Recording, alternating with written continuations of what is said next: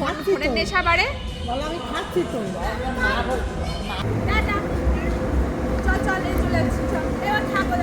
নমস্কার বন্ধুরা, সবাই কেমন আছো? আমি মৌমিতা। আমি তোমাদের সাথে শেয়ার করতে চলে এসেছি আমার জন্মদিনের চতুর্থ পর্ব। এই মুহূর্তে আমরা আছি দ্য বেঙ্গল ধাবাতে। এটা কল্যাণী এক্সপ্রেসওয়ের একদম পাশেই।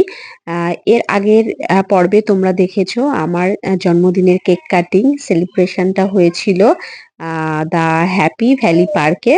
তো সেখান থেকে আমরা চলে এসেছিলাম নেক্সট, সেটা হলো এই বেঙ্গল ধাবাতে। এখানে সঞ্জীব আমাদের নিয়ে এসেছিল, এখানেই এসে আমরা আমাদের ডিনারটা করেছিলাম। তো দেখতে পাচ্ছ যে সাথে আছে আমার মা, মাসি, মেসো, সঞ্জীব, রায়ান। তো বেশ ঠান্ডা পড়েছিল কিন্তু সেই দিনটিতে বাইরে খুবই ঠান্ডা লাগছিল, এবং এই যে বাইরে সুন্দর বসার জায়গা ছিল। প্রথমে ভেবেছিলাম যে এখানেই বসবো, কিন্তু যেহেতু রায়ান ছিল, রায়ানের ঠান্ডা লেগে যাওয়ার একটা সম্ভাবনা ছিল এবং আমাদেরও হালকা ঠান্ডা লাগছিল, তো এই কারণেই ভেতরে গিয়েই বসতে হলো। এই জায়গাটায় আগে কখনো আসিনি, এই প্রথমবার আসলাম। এবং এখানে কিন্তু যেটা বলে সেটা বার আছে, ডিস্কো আছে। তো যেহেতু ফ্যামিলি নিয়ে এসেছি, তো এই কারণেই আর যাওয়া হয়নি। সঞ্জীব বলেছিল যে অন্য একদিন যাব। তবে এই যে যে ধাবাটা, তার ডেকোরেশনটা দেখে আমার মনে হলো যে মানুষটির, অর্থাৎ যিনি অনার, তিনি ভীষণ সিনেমা প্রেমিক। এই কারণেই দেখা যাচ্ছে বিভিন্ন সিনেমার ক্যারেক্টার থেকে শুরু করে তার প্রিয় অভিনেতা, অভিনেত্রী, এবং সেটা বাংলা সিনেমা হোক, হিন্দি সিনেমা হোক, এবং শুধু তাই নয়, পুরোনো সিনেমার ও সমস্ত যারা অ্যাক্টর, অ্যাক্ট্রেস, এবং শুধু তাই নয়, এমনকি উত্তম কুমার, সুচিত্রা সেনেরও ছবি বেশ বর্তমান। আমার তো সব পুরনো নতুন মিলে পুরো ব্যাপারটাই ভীষণ বেশ রোমাঞ্চকর এবং খুব ভালো লাগছিল। এবং আশেপাশের অ্যাম্বিয়েন্সও ভীষণ সুন্দর। তো প্রথমে ঠিক হয়েছিল যে বাড়ি চলে যাব, কিন্তু সঞ্জীব বলল না, এখানে আসতে হবে, এখানেই আমরা ডিনারটা করব। ঠিক আছে, রাজি হলাম। আর রায়ানকে নিয়েই বেশি চিন্তা হচ্ছিল, কারণ ও কি খাবে। ওর জন্য যদিও খাবার ছিল, পায়েস রান্না করে নিয়ে আসা হয়েছিল, কিন্তু ও কি আর নিজের খাবার খাবে? এখানে সবাই দেখছে খুব তাদের পছন্দ মতো খাবার খাচ্ছে। তো ও আমাদের খাবারটাই ট্রাই করলো, কিন্তু যদি পেট ভরে খেত সেটা তো খুব ভালো হতো। পেট ভরে তো আর কোথাও নেওয়া হবে না।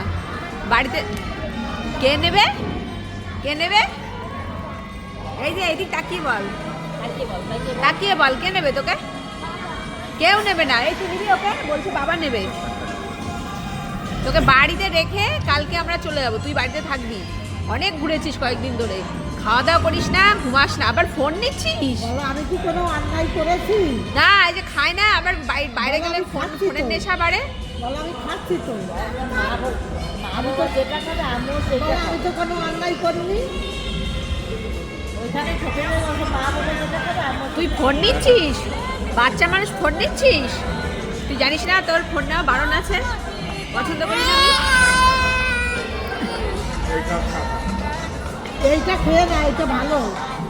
রায়ান, সে তো রীতিমতো এখন তোতা পাখি হয়ে উঠেছে, এবং তাকে একটা কথা বললে সে যে কতগুলো কথা শোনাবে নিজের পক্ষে, তা মানে কি বলবো। এই যে কোথাও বেরোনো মানেই ও জানে ফোনটা ও পাবে। কারণ হচ্ছে এখন বাচ্চাদের, সত্যি কথা বলতে, মানে আমাদের সময় তো এটাই হতো যে না টিভি, না ফোন, না অন্য কিছু, এমনিই আমরা এটা দেখে, ওটা দেখে, পাখি দেখে, গল্প শুনে খেয়ে নিতাম। কিন্তু এখন এরা এতটাই অডিও ভিজুয়ালে অভ্যস্ত হয়ে গেছে না প্রথম থেকেই, যে সেখান থেকে ফেরানো খুব মুশকিল। তবে ওকে বাড়িতে একদমই ফোন দেওয়া হয় না। ও টিভিটা দেখে, টিভিতে কার্টুন দেখে, দেখে তখন ও খায়। আর বাইরে বেরোলে তো সেই উপায়টা থাকে না, তখন ওকে ফোনটা দিতে বাধ্য হই। যদিও নিজের মধ্যে অনেক দ্বিধা থাকে যে ফোনটা দিচ্ছি, দেওয়া উচিত নয়, কিন্তু পরিস্থিতি এমন আসে না যে মনে হয় না, যদি একটু পেট ভরে অন্তত খায় একটুখানি ফোনটা নিয়ে, তাহলে সেটা খুব ভালো হবে। তো এই সেই সুযোগটাও কিন্তু ও নেয়, এখনো নিচ্ছে, খাচ্ছে আর ফোন দেখছে, এবং অনেকক্ষণ ধরেই ও এই খাওয়াটা চালাবে। কিন্তু কি করবো, ওই ধৈর্য ধরে থাকতে হয়, যে যদি একটু খায় একটু খায়। ওই যে দিদুন, সেও এখন ফোন দেখছে, সিরিয়াল দেখছে। তো ওর সামনে আমরা বাড়িতে সাধারণত কেউ ফোন ঘাঁটি না, কারণ আমরা ফোন ঘাঁটলেও ও ফোনটা চাইবে। এই কারণেই আমরা যখন ফোন ঘাঁটি বা কিছু করি সেটা লুকিয়েই করতে হয়। তো যাই হোক, খাওয়াটা কোনো রকমে শেষ করলো, পুরোটা তো খাইনি। এবার বাড়ির দিকে এগোচ্ছি। এই জায়গাটা ভীষণ ভালো লেগেছে এবং এতক্ষণ ও ভেতরে ছিল, কিন্তু এই এখন যেহেতু যাওয়ার সময় কিভাবে টাইমটা নষ্ট করা যায় তার জন্য ও এখন ওখানে কত রকম যে অ্যাক্টিভিটিস দেখাবে এবং দৌড়াবে, ঘুরবে, সেটাই করছে আর কি। এই মুহূর্তে ওর বাবা ছাড়া ওকে কেউ আনতে পারবে না। ওকে আমি টাটা দিচ্ছি, বলছি চলে যাচ্ছি, কিন্তু ও ঠিক ওর জায়গাতেই আছে, কারণ ও জানে যে ওকে রেখে যাওয়া হবে না। তো যেহেতু ঠান্ডা পড়েছিল, মাথায় তো টুপি রাখে না, কিছুই রাখতে চায় না, রুমালটা বললাম বেঁধে দিতে, না হলে এই ঠান্ডাটা বসে গেলে না খুব মুশকিল। মোটামুটি চলবে কিছুদিন শরীর খারাপ।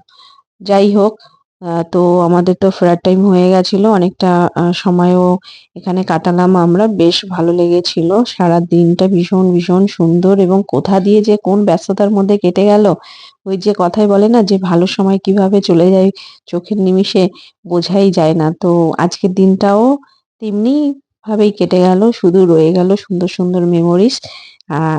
আর আমি তো সত্যি কথা বলতে মেমোরি গুছিয়ে রাখতে ভীষণ পছন্দ করি।